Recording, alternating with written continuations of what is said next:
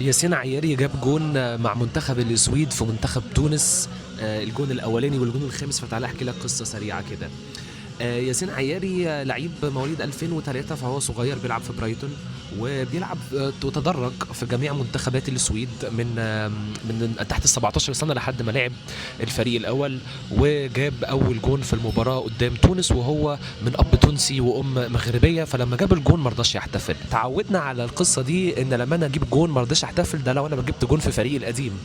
انما لما اجي اجيب الجون مع منتخب بلدي، طبيعي ان انا هحتفل مع منتخب بلدي. طب ليه يا جماعه الراجل ده ما احتفلش؟ قال لك عشان هو من اب تونسي وبيحترم اصوله، وهو كان نفسه يلعب لمنتخب تونس، وليه تصريح قبل كده لابوه وهو بيقول ان انا كنت عايز ياسين عياري يلعب لمنتخب تونس، وانا قلت له العب في السويد لان ده الفريق او البلد اللي احتضنتك من وانت صغير وكبرتك في جميع مراحل السنيه لحد ما كبرت، فتلعب للفريق الاول بتاعها.